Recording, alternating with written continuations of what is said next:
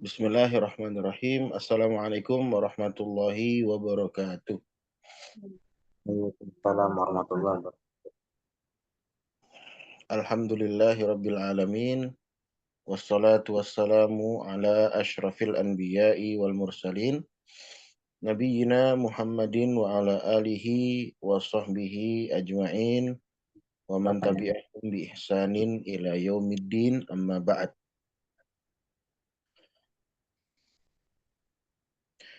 Alhamdulillah kita bersyukur kepada Allah Subhanahu wa taala pada kesempatan malam hari ini kita bisa bertemu kembali ya. Di sini ada Mas Bintang dan Mas Dava untuk kita sama-sama mengkaji terkait dengan Dinul Islam, khususnya terkait dengan akidah yang menjadi pokok di dalam agama Islam. Dan pada pembahasan sebelumnya kita membahas terkait dengan jenis-jenis syirik besar ya. Di halaman 13 di buku ini ya kita bahas kemarin terkait dengan istighosah. Istighosah itu adalah artinya memohon kepada Allah Subhanahu wa taala perlindungan ketika kita sedang ditimpa mara bahaya. Nah, sebagai seorang muslim ya kita hanya diperbolehkan beristighosah, memohon perlindungan itu hanya kepada Allah Subhanahu wa taala.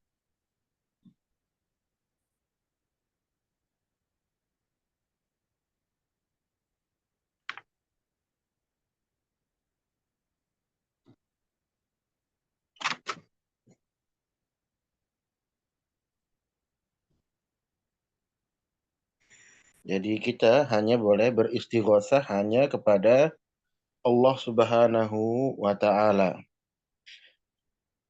Dan kemarin kita tuliskan doa ya untuk Mas Bintang dan Mas Dava. Sudah dihafalkan doanya? Sudah Ustaz. Boleh dibaca. Ya Hayyu ya Qayyum. Hayyu ya qayyum birahmatika astaghis. Betul. Sahih. Ya Hayyu ya Qayyum. Ya, ini adalah di antara nama-nama Allah Subhanahu wa taala. Al-Hayyu yang Maha Hidup, Al-Qayyum yang berdiri sendiri, ya, yang Maha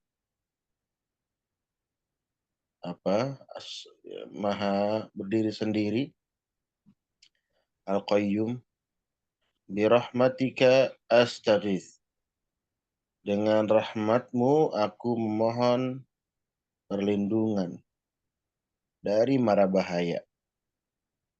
Ya, jadi ketika kita ditimpa kesulitan, ingatlah Allah Subhanahu wa taala.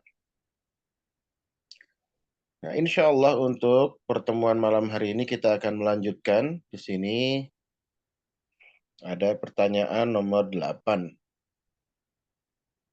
Ya. Pertanyaannya seperti ini. Hal tajuzu al-isti'anatu bi ghairillah. Ya, ini saya tulis di kolom obrolan biar bisa dicatat ya. Pertanyaan ke-8. Pertanyaannya seperti ini. Apakah boleh meminta pertolongan kepada selain Allah?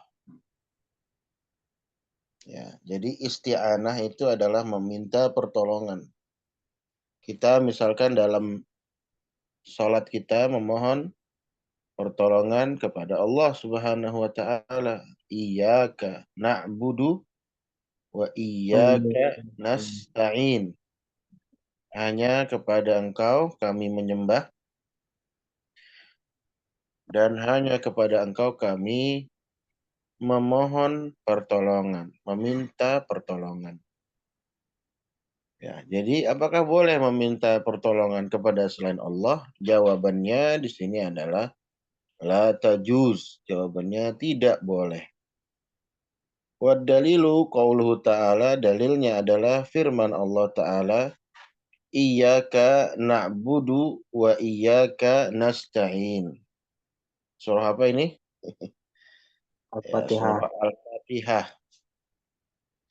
Ayat yang kelima ya. Jadi jawabannya adalah tidak boleh meminta pertolongan kepada selain Allah. Dalilnya dalam surah Al-Fatihah ayat yang kelima. Iya.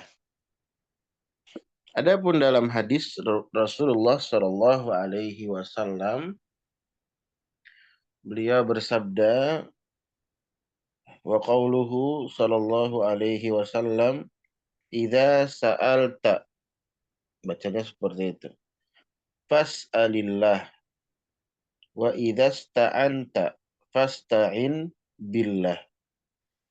Ya, dalilnya. Dalil dalam hadis.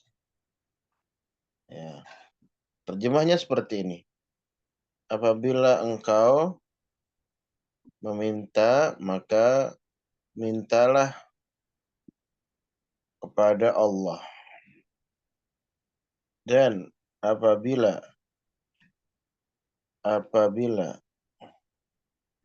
engkau memohon pertolongan, maka mohonlah pertolongan tersebut hanya kepada Allah. Hadisnya sahih ini ya. Hadisnya sahih atau hasan sahih diriwayatkan oleh Al-Imam At-Tirmidzi. Ya. Nah, kemudian itu pada dasarnya bahwa kita itu meminta pertolongan, meminta bantuan hanya kepada Allah Allah. Subhanahu wa taala. Nah, tapi apakah kita boleh meminta pertolongan kepada orang tua kita, kepada ustadz kita misalkan, ya, kepada kakek kita yang punya uang misalkan, kita minta pertolongan, minta bantuan agar dikirimkan uang untuk biaya ketika mondok misalkan, untuk jajan misalkan, ya, karena uangnya sudah habis. Atau seseorang misalkan, ya, yang dia butuh bantuan orang lain untuk mengangkat barangnya misalkan, karena mungkin berat ya barangnya.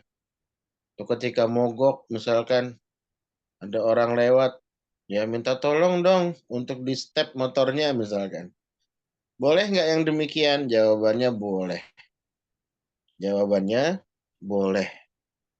Nah, di sini diperhatikan ada pertanyaan berikutnya yang nomor 9 ya. Ini pertanyaan nomor 9. Hal nasta'inu bil ahya? Apakah boleh kita meminta pertolongan kepada orang yang masih hidup? Ya, ini pertanyaan yang ke-9.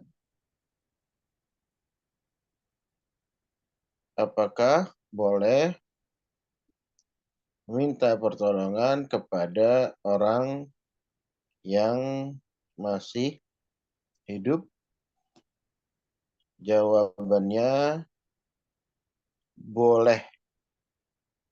Nah, bolehnya bagaimana? Bolehnya jika orang yang hidup tersebut mampu untuk memberikan pertolongan. Ya, contohnya tadi ada orang lagi mogok mobilnya, ya minta tolong agar didorong, minta tolong untuk dorong mobil, ya. Tapi sama orang yang mampu, ya. Kalau dia minta tolongnya sama anak kecil usia 2 tahun, kan nggak mungkin ya. Hmm. Iya, nggak mungkin. Dia minta tolongnya sama orang yang mampu untuk memberikan pertolongan. Ya. Jadi yang masih hidup. Nah, adapun minta pertolongan kepada orang yang sudah tidak hidup lagi, sudah wafat, maka ini adalah syirik besar yang kemarin pernah kita bahas. Nah, apa dalil bolehnya saling tolong-menolong? Ada di sini dalam Al-Qur'an, ya, surah Al-Maidah. Ini surah Al-Maidah ayat 2 ini, ya. Dicatat ya, surah Al-Maidah ayat 2. Allah Subhanahu wa taala berfirman, "Wa ta'awanu 'alal birri wat taqwa." Dan salinglah kalian tolong menolong dalam kebaikan dan takwa. Saling tolong menolong, ya. Seseorang misalkan dalam membangun masjid, ada yang beri dana, ada yang ngaduk semen, ada yang ngangkat batu bata, ada yang ngangkat apa? Air, pasir. Jadi dia bangunan masjid. Tapi kalau nggak ada yang membangun, nggak ada yang mau angkat semen, angkat batu, maka masjidnya nggak jadi. Itulah tolong menolong dalam Islam. Jadi kita diperintahkan oleh Allah Subhanahu wa taala untuk tolong menolong dalam kebaikan dan dalam takwa.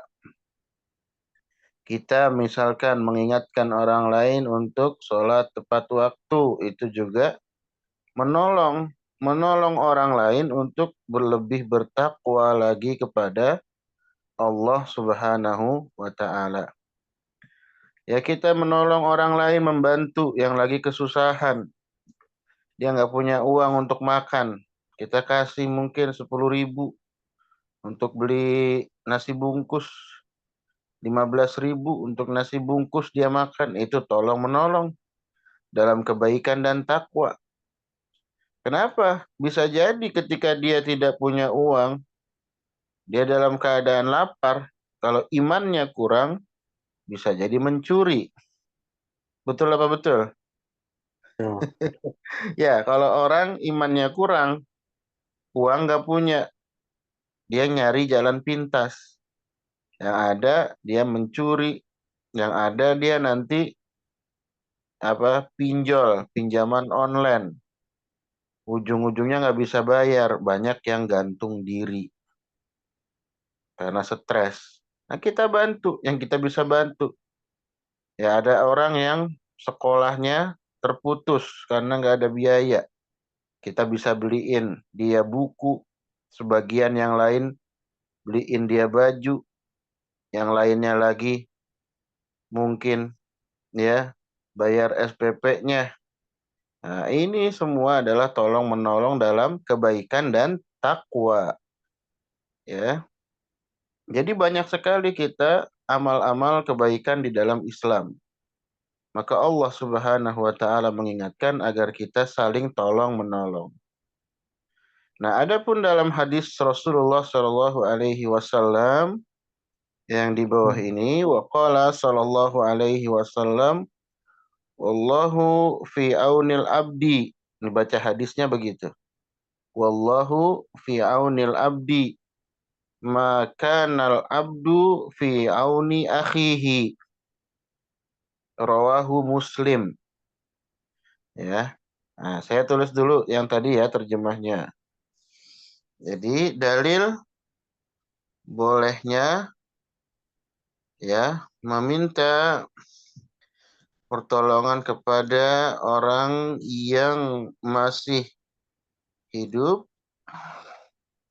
adalah pertama Al-Quran. Surat apa tadi? Surah Al-Maidah.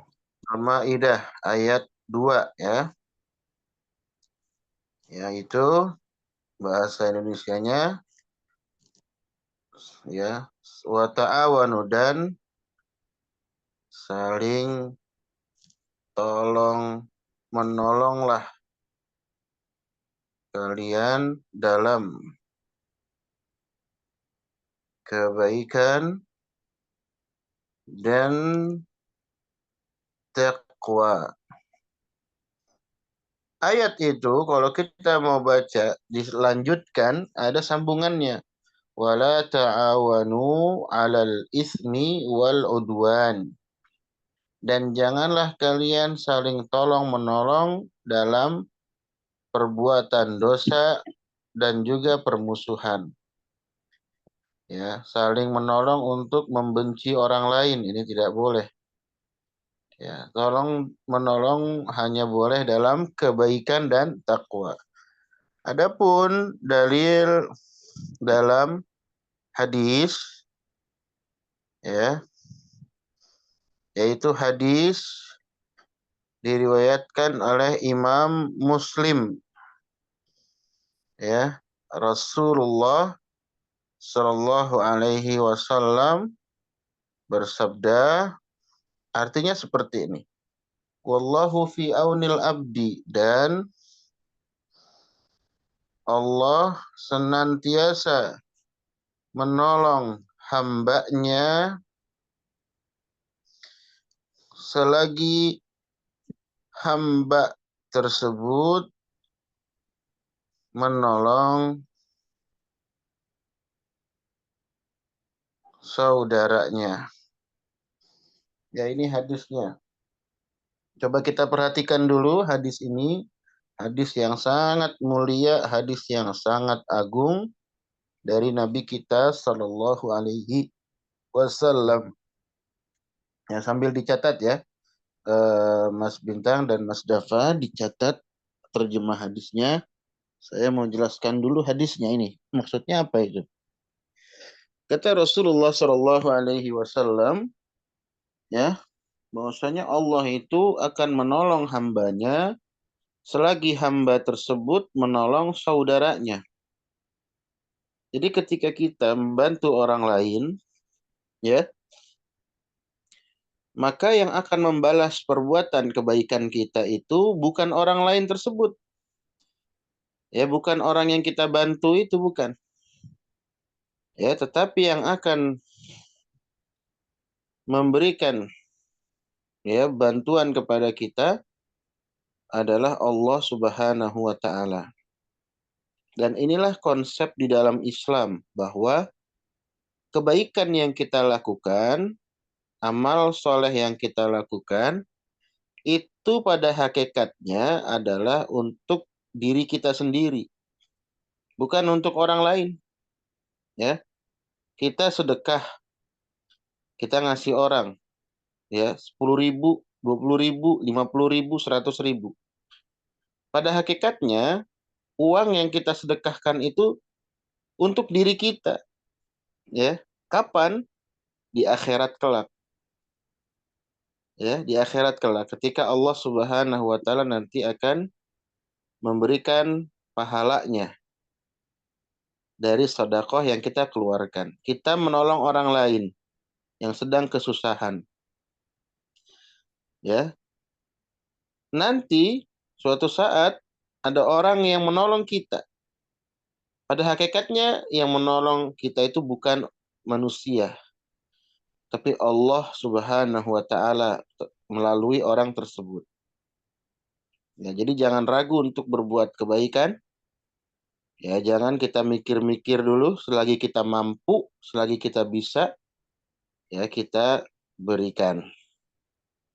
Ya, sebagian orang ketika melihat ada orang lain yang kesulitan dan dia bisa, ya dia mampu untuk menolong, dia tidak mau menolong. Ya. Kenapa? Alasannya apa?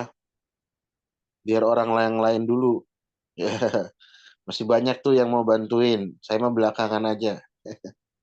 Banyak yang seperti itu. Nah, ini di dalam Islam makruh yang seperti ini ya. Perkara yang ya kurang disukai.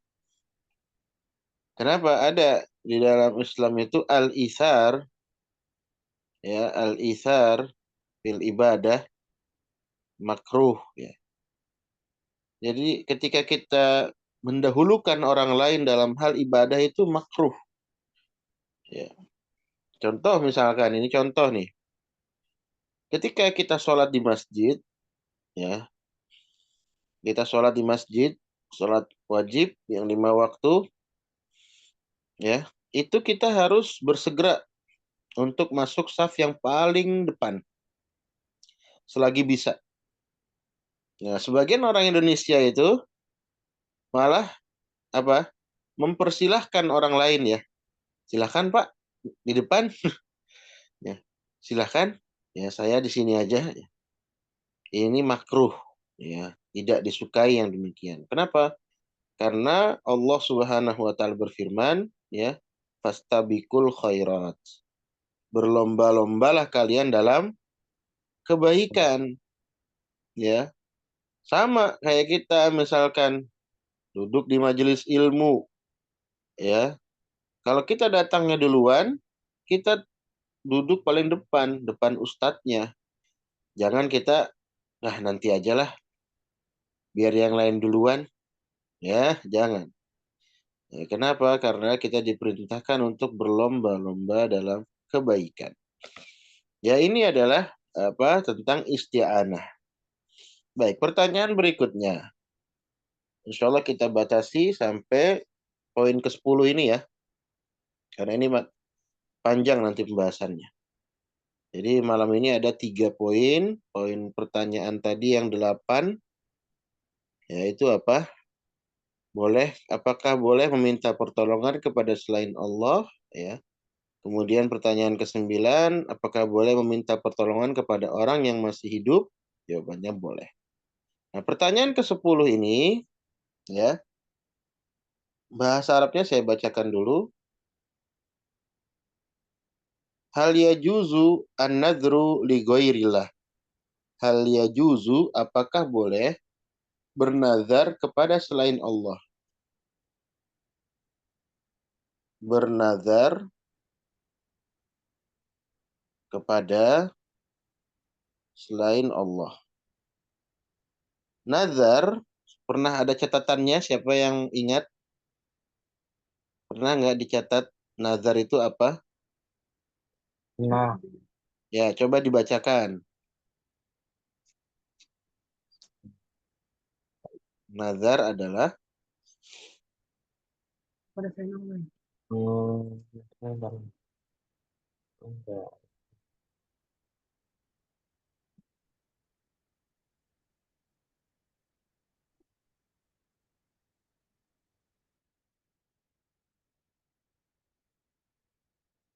Hmm,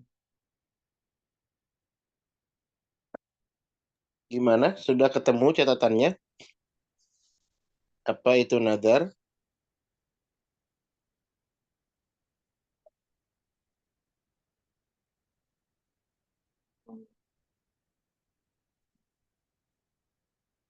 Nazar adalah Nazar adalah kayak perjanjian dari ucapan gitu.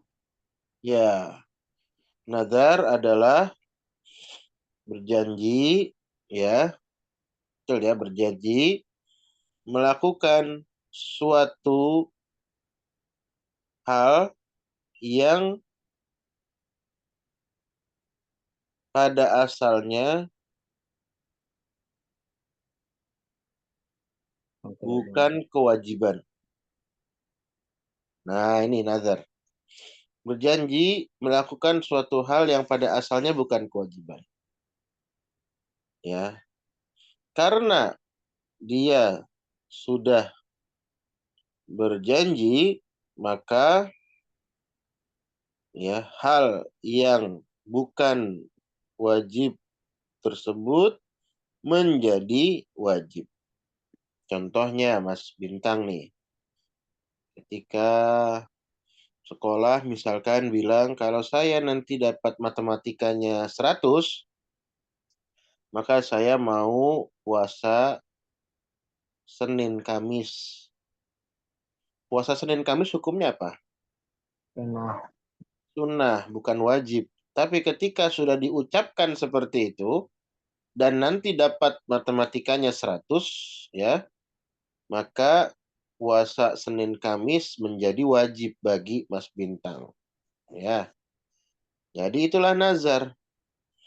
Ya, bernazar, ya, bernazar dulu adalah hal yang sering dilakukan oleh orang-orang jahiliyah. Ya, jadi bernazar itu dulu sering dilakukan oleh orang-orang jahiliyah. Namun dalam nazar mereka, ya, mereka tujukan kepada berhala. Ya, jadi nazarnya orang-orang jahiliyah, orang-orang musyrik jahiliyah, itu dia tujukan kepada berhala. Ya, maka dalam Islam nazar itu hanya untuk Allah saja. Ya, tidak boleh bernazar melainkan kepada tidak boleh Allah. bernazar kepada selain Allah, karena nazar itu hanya untuk Allah saja. Nah, apa dalilnya? Ini nih, dicari ya nanti surah Ali Imran ini. Nah, dalilnya ini. Liqaulihi ta'ala Rabbi inni nazartu laka ma fi batni muharrara. Ini perkataan Maryam ya. Maryam Hmm. bernazar, wahai Rabbku, sesungguhnya aku bernazar kepadamu, ma fi batni, apa yang ada dalam perutku ini, muharrara. Kalau nggak salah ini tafsirannya, ya pernah saya dapatkan. Maksudnya Maryam bernazar apabila nanti anaknya lahir, maka anaknya nanti akan diwakafkan ya untuk sebagai pelayan di Baitul Maqdis. Maksudnya yang apa melakukan bersih-bersih ya, melayani tamu-tamu Allah di Baitul Maqdis. Nah, di sini Allah Subhanahu wa taala ya menyebutkan tentang perkataan Maryam, inni nazartu laka, sesungguhnya aku bernazar kepadamu. Wahai Rabbku, aku bernazar kepadamu. Jadi nazar itu hanya kepada Allah. Jadi ucapan nazar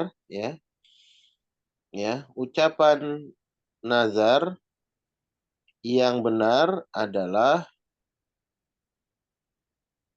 ya seperti orang mengatakan ya, aku bernazar kepada Allah jika aku misalkan apa? Lulus kuliah, aku akan sedekah 100.000, jangan 100.000, 1 juta misalkan ya, untuk pembangunan masjid. Nah, ini misalkan nih. Jadi harus diucapkan aku bernazar kepada Allah. Seperti perkataan Maryam, inni nazartu laka. Ya, sesungguhnya aku bernazar kepadamu, ya Allah. Jadi harus disebutkan nama Allah di sana. Itu nazar yang benar seperti itu.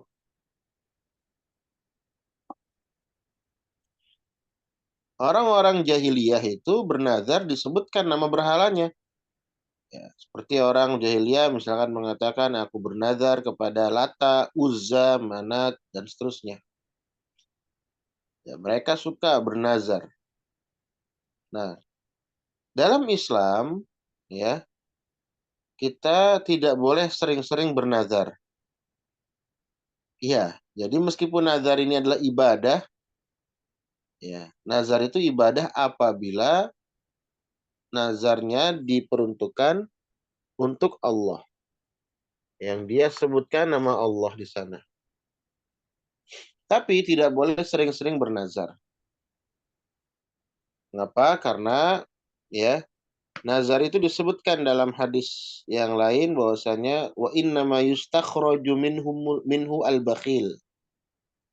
Ya, jadi orang yang bernazar itu ya, itu biasanya orang yang bakhil kata Nabi Shallallahu alaihi wasallam.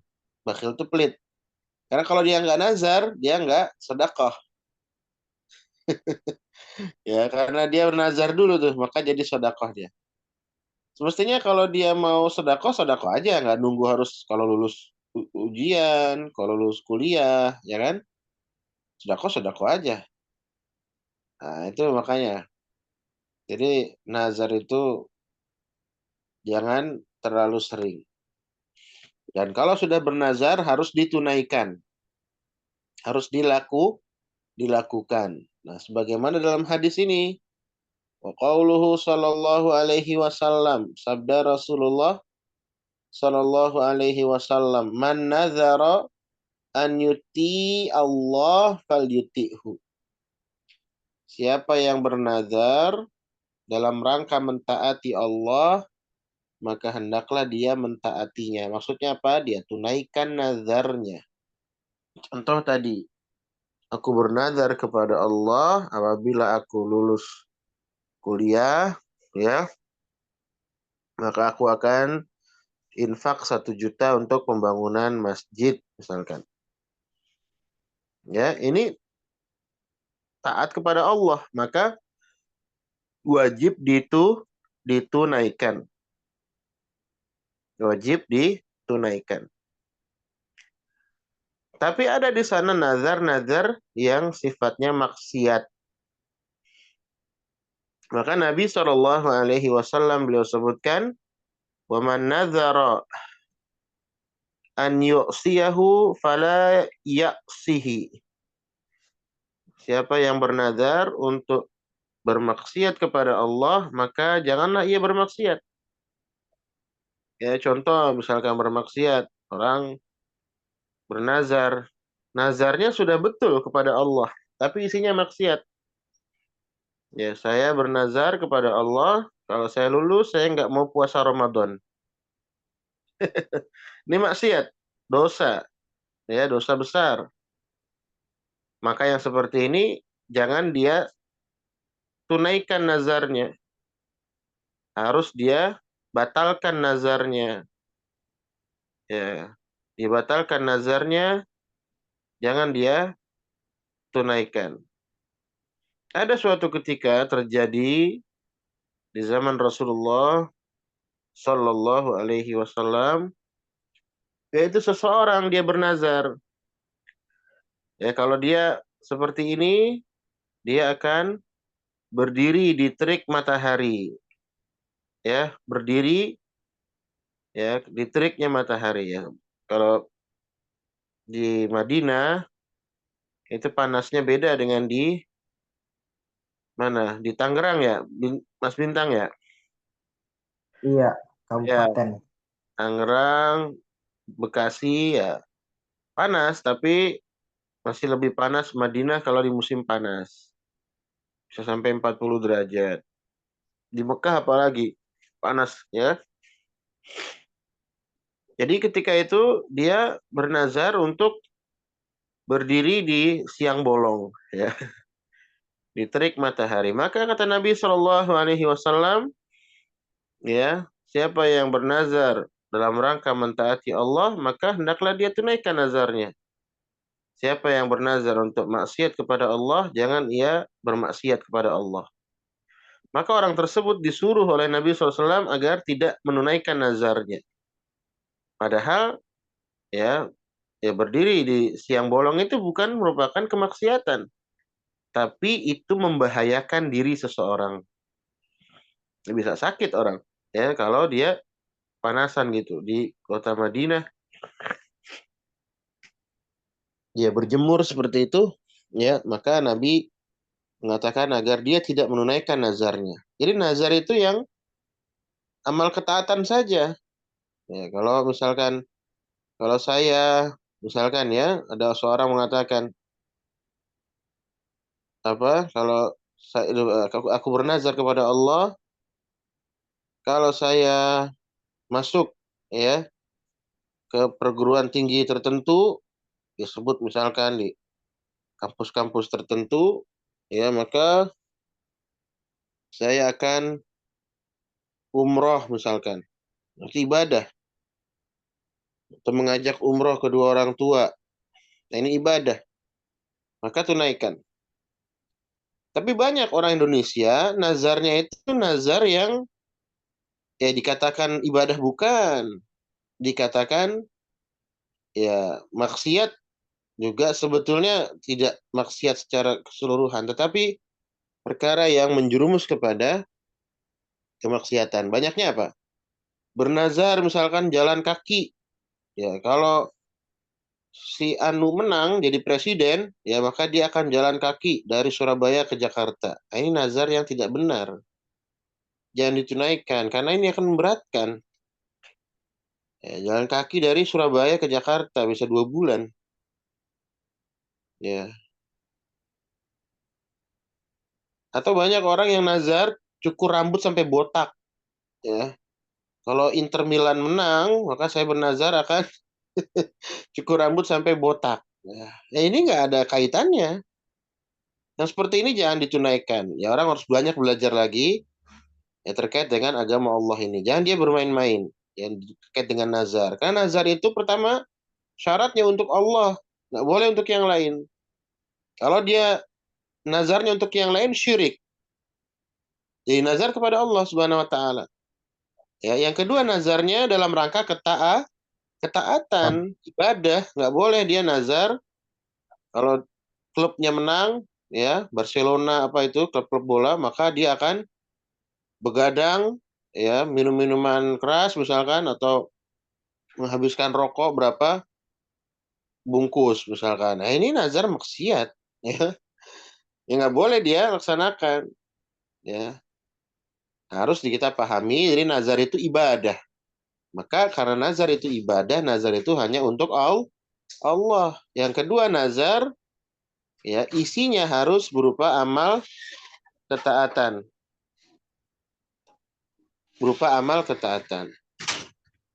Naam, wallahu a'lam bissawab. Baik, untuk pertemuan malam hari ini kita cukupkan dulu sampai di sini. Catatannya dilengkapi ya. Sama yang Ya, hadis Prof. ini ditulis ya terjemahnya ya. Barang siapa yang bernazar untuk mentaati Allah maka hendaklah dia taati Allah, tunaikan nazarnya. Barang siapa yang bermaksiat, ada barang siapa yang bernazar untuk bermaksiat maka jangan ia bermaksiat kepada Allah. Hadis ini sahih riwayat Imam Bukhari.